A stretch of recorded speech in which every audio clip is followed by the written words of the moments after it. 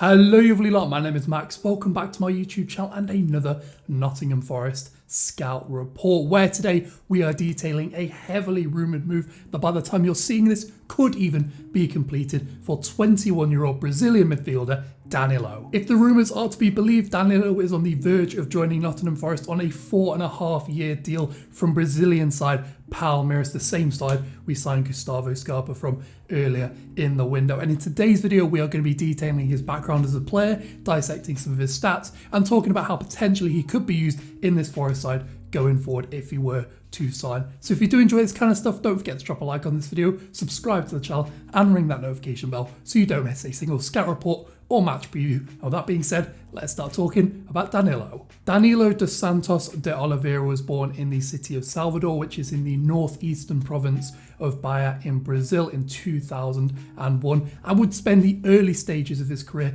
in the academy of his local side, Bahia. However, unfortunately, at the age of 16, he would be released by his boyhood club, eventually landing in the academy setup of a team called Palmeiras. Apologies if I got the pronunciation wrong there, thanks to a special social project that was going on in the area at the time. And here we'd get the opportunity to finish his development in the youth setup of this team, eventually getting the opportunity to even play for the first team, but he would eventually depart on loan to join Brazilian giants Palmeiras. In fact, Danilo would get the opportunity to continue his development within the Palmeiras youth setup and also get the opportunity during this loan spell to make appearances for the first team. And would very quickly be snapped up on a professional deal, a 5-year deal that would be signed in late 2020, just months after he'd made his first team debut for the side. And in fact, at just 21 years old, Danilo has a trophy cabinet that most footballers would be very envious of, particularly the ones who play for Tottenham Hotspur. He has collected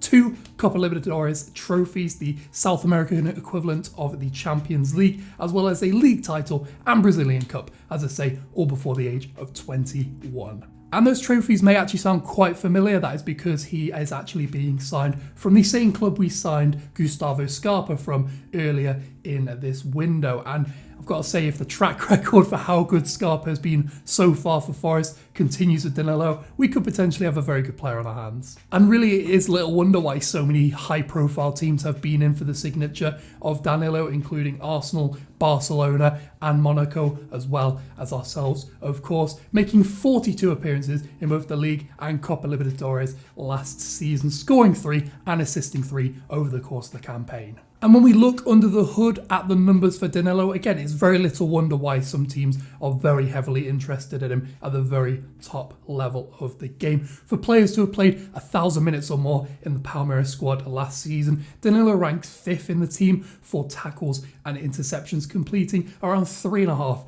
per 90 minutes. And generally, if you look at his defensive stats, he is more or less within the top 50% of players in his domestic competition for those defensive actions. And when we flip things around and take a look at what he contributes going forward, particularly in his possession play, he looks also very, very solid. 4th in the Palmeiras squad for passes into the final third, 6th for progressive passes, and 2nd for through balls completed. He very much is just a very well-rounded central midfielder for a very early stage in his career. He does a little bit of defensive work, he does a little bit of ball progression, a little bit of ball carrying, and even a little bit of creative and goal scoring work. Again, looking at his numbers in a broad sense and on a broad spectrum, he is a very, very solid central midfielder with lots to offer to this Nottingham Forest team, and I think he would be a pretty decent fit when looking at the stats in depth. With that being said, let's move into the tactical section of this video and talk a bit about more his functionality within a Nottingham Forest team. Now, of course, we have covered Palmeiras in detail before with the Gustavo Scarpa Scout Report that came out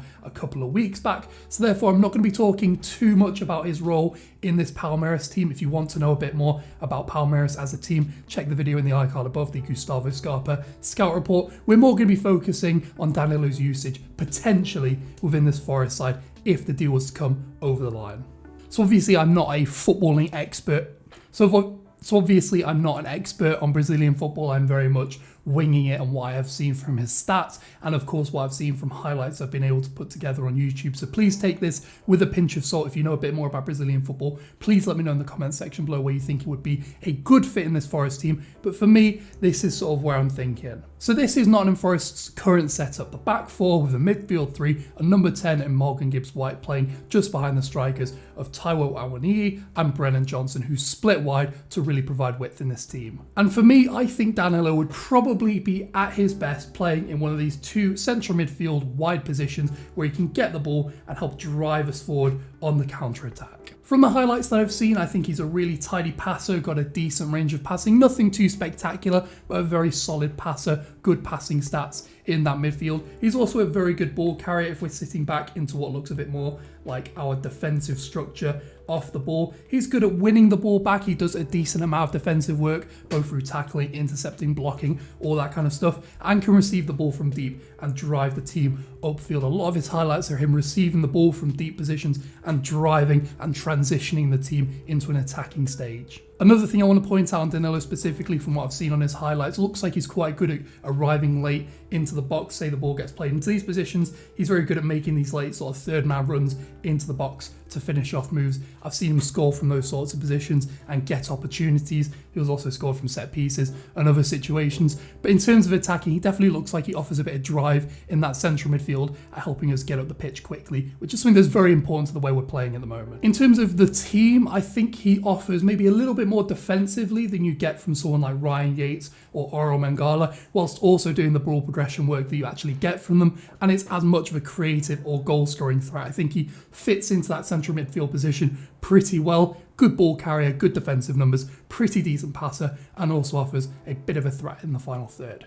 Now, the one thing that I would say about this transfer rumour was that around the same time, Forest were being linked with a move for a number 6 in the midfield, a defensive midfielder. And I would say that's not what Danilo is. I think maybe it's been misprofiled by our scouts, or it's just two completely separate rumours. But I don't think he profiles as a 6. I think he's more of a midfielder in a midfield 3. I think he would do a really good job on the left or a right of a midfield 3. I think he could maybe work in a double pivot alongside against one a little bit more defensively solid. Generally, I think he's a really solid, well-rounded midfielder, but I don't think you want him playing as the anchor man. I think you want him as the transition man, the man receiving the ball, driving the team upfield through passing and carrying the ball. You want him doing that defensive work, of course, but you don't want him being the guy sitting back whilst you're attacking and anchoring the midfield, because that doesn't get the best out of him. He's such a good ball-carrying central midfielder. He's got really good close control from what I've seen, and I think that's where you're going to get the best out of him. Again, though, I'm very much not an expert on Brazilian football. This is from what I've been able to gather through his stats and the highlights, the few highlights packages I've been able to watch from him. I think he's a good transitional central midfielder and a pretty decent fit for this Nottingham Forest system. Therefore, I'm going to give this transfer rumour, this transfer ranking, a B+ grade. I think the positives are that he's a young, very malleable player. There's definitely a lot of positive aspects to his game that could be very useful to Nottingham Forest, and I think generally his stats line up pretty well to adding some more depth into the midfield. What I don't necessarily like is that he might be being profiled as a 6, and again, like I said, he is not that kind of player